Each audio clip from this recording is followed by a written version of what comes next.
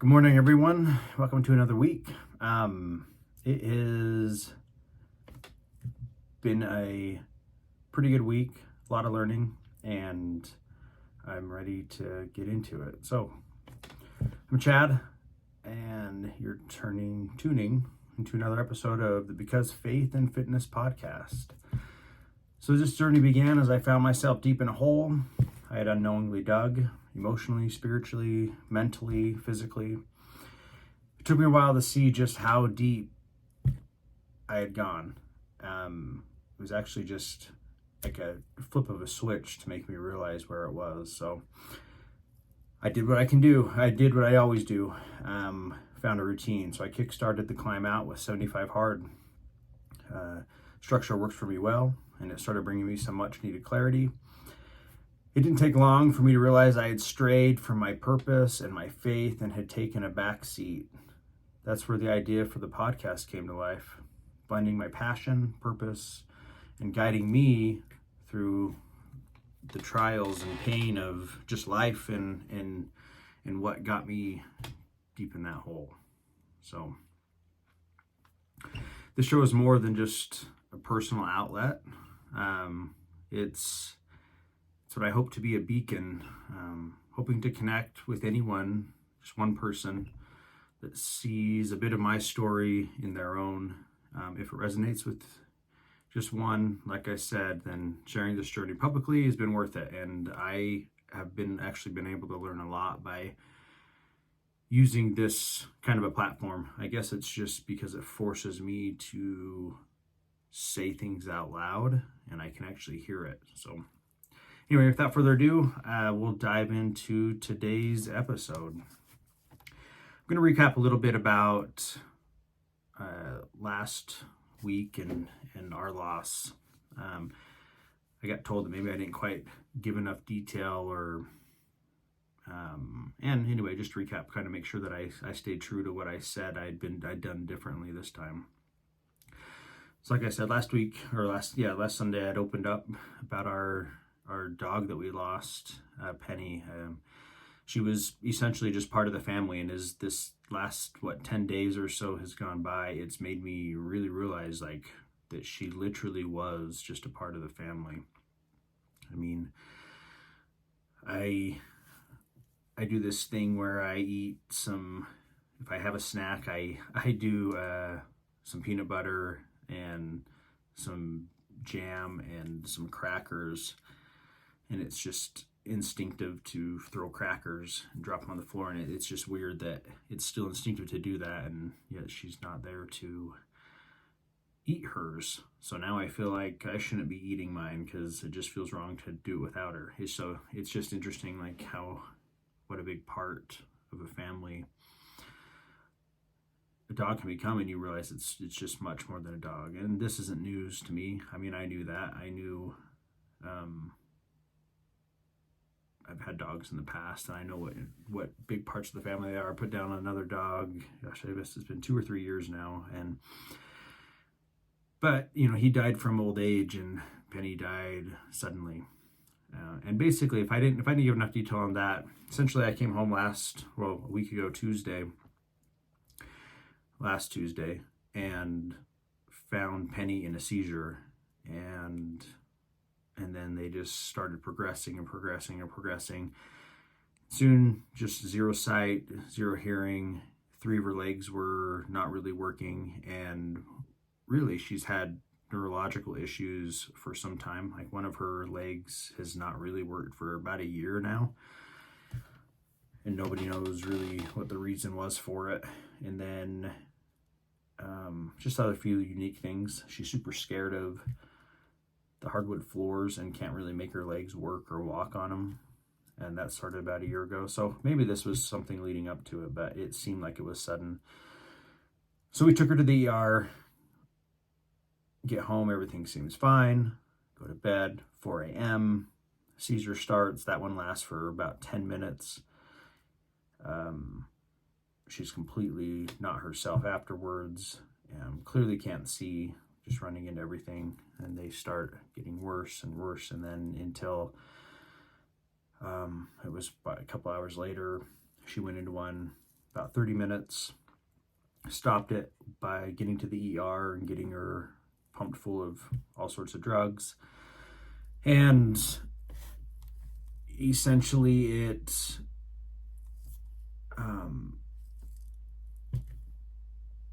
during that, with the talks of the like 3 or 4 veterinarians, it kind of just decided that her way of life was going to be just drastically changed. And if she, depending on how much of her sight and her hearing was regained, the amount of meds they wanted to put her on, they said it would take a few months for her to neutralize or get back to any kind of new normal. And I just decided that wasn't fair, and I made a decision, and I'm confident and I stand behind it, and I think it was for the best. I wasn't going to let her suffer for my sake or anybody else's. And that's where we ended up. And now here we are 10 days later, and I've stuck true to what I said I was going to do different. I've clearly haven't even had the idea or to pick up or anything or numb any of it, and just have been feeling it. I've been encouraging my kids to continue feeling it, and it's been a real positive journey, as much as this situation can be positive. And it still sucks. It still has some super, super bad days that are just painful and not fun. Like I said, the coming home and she's not on the rug, thinking about next baseball season and knowing that she's just not gonna be there. I've thought a lot about getting another dog or adopting one, and then I get a call a couple days ago, and her ashes are ready. We did the ashes, a custom urn, and the footprint thing and all that stuff, and I haven't been able to even get myself to get over there to pick her up yet. I'm confident that I'll get that done. It's 24 hours, so literally I can get over there at any point and make it happen. I don't know if I'm ready for the end that brings when that happens. So getting there. All right. Transition into where my mind went this week. So I stopped drinking on July 27th, the day I returned from a trip, and then I started my 75 hard. I had no intentions of stopping forever. I figured I would eventually just drink again at some point, but it was only within a few weeks of 75 hard I realized that I actually hate drinking.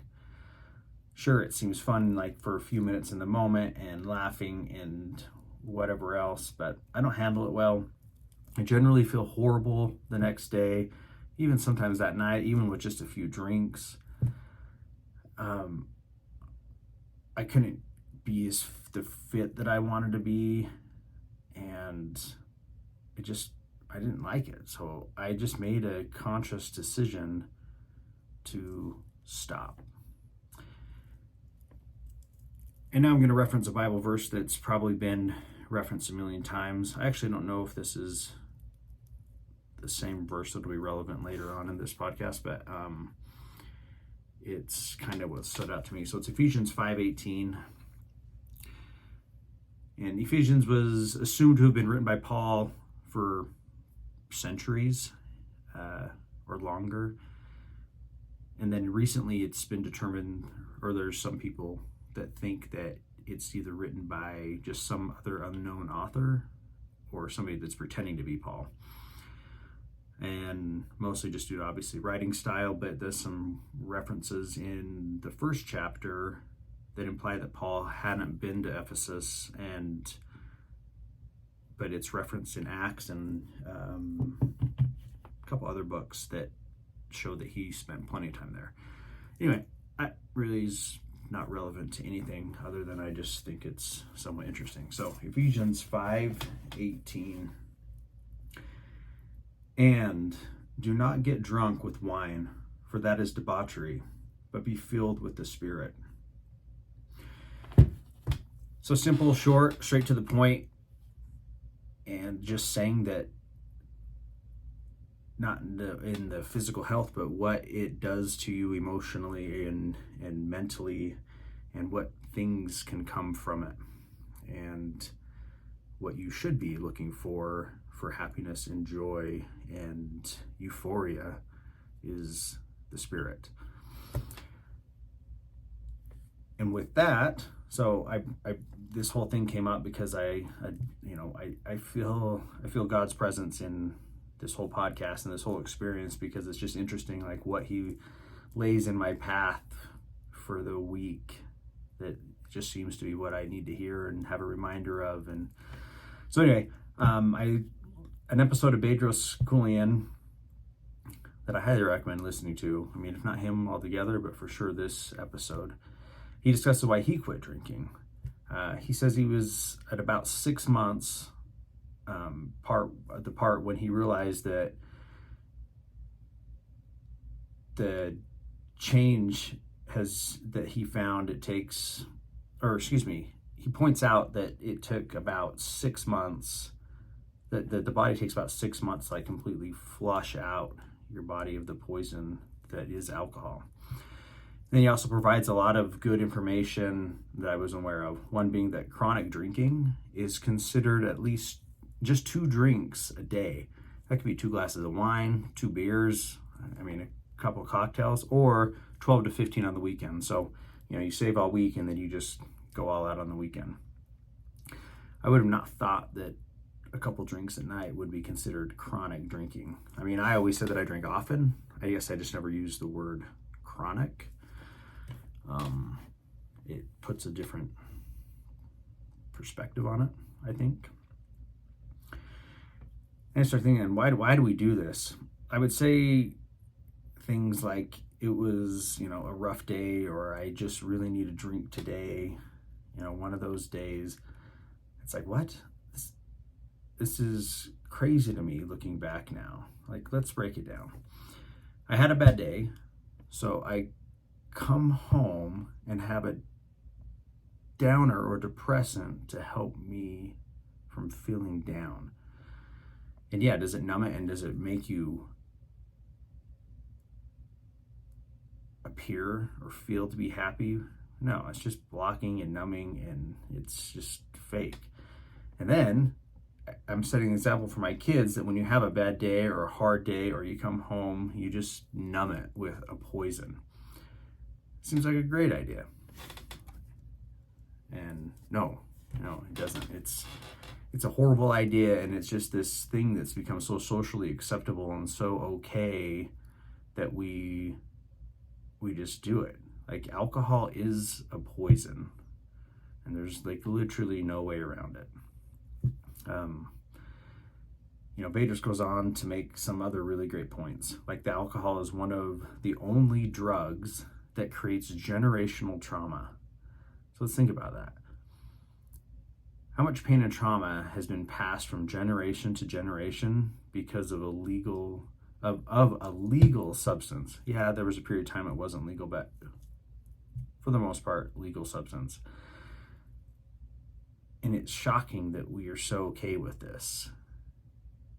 All because some lobbyists pushed to make it be such, and then we do these studies, and Bedros points all this out too, that we hear all the good things, the 2 glasses of wine a day, or whatever, like the things people justify or hear.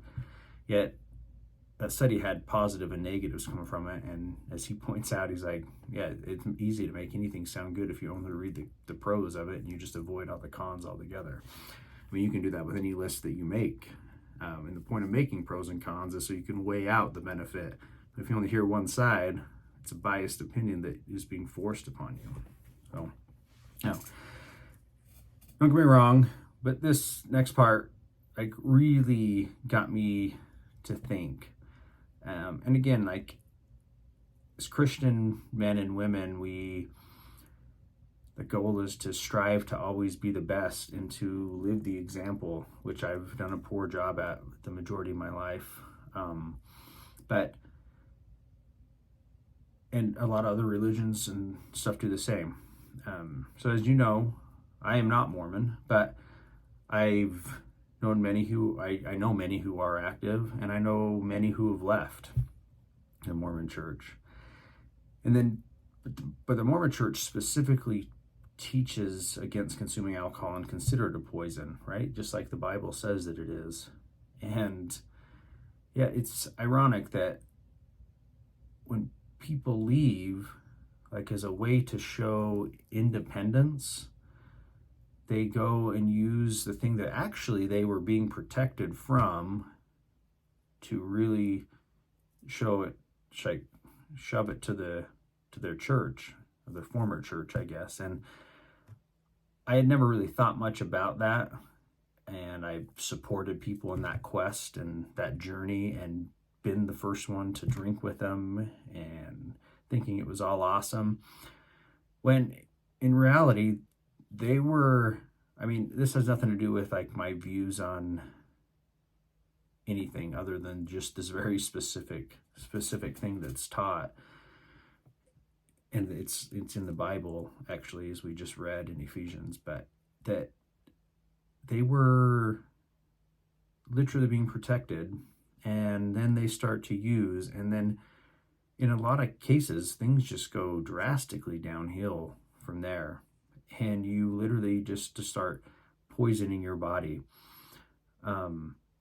It's interesting to me, and I hadn't thought much about it, but I guess I would just implore you that if you are thinking of, that you need to leave, or you need to change your religious views are changing, poisoning yourself in any way, especially if you had never done it before, like, doesn't hurt the church that you came from. It literally only hurts yourself and your family, and then the example that you're setting for your kids. So it's just interesting to me. And that church, or any other church that preaches that, is right, that alcohol is a poison.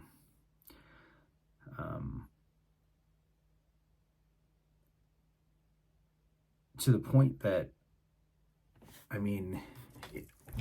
excuse me, sorry about that. The point that it literally, like the reason why like an breathalyzer works too, is it, and I don't know all the science behind it, but it's literally your lungs absorbing the alcohol in an attempt to get it out of your body. I didn't know that. I just figured if you're drinking it, it's on your breath, so therefore that's why a breathalyzer works, but it's not. It's literally because your lungs are absorbing it in an effort to get it out. It doesn't want it to be in there. And then, like, Bedros goes on to he has all this facts and studies. I didn't provide all that. I highly recommend just listening to the episode, but it's just interesting that the health issues, the links to colon cancer from alcohol, that there's alcoholic pneumonia that can be caused, and not to mention like just the generational trauma that can be caused, and the example that we set for our kids on how to deal with things, and then we wonder why and what's wrong with the future generations, like why this generation is this and this generation is this. And a lot of it ties back to this. If we weren't doing it and we were actually learning to talk and handle and turn to somewhere positive, like the Word of God, or something other than poisoning or numbing ourselves, it would be a much better example that we could be setting. So, but in the end, nothing good comes from alcohol. It seems like it does in the moment, but there's just like, and some people luck out, but in the end, it's just not.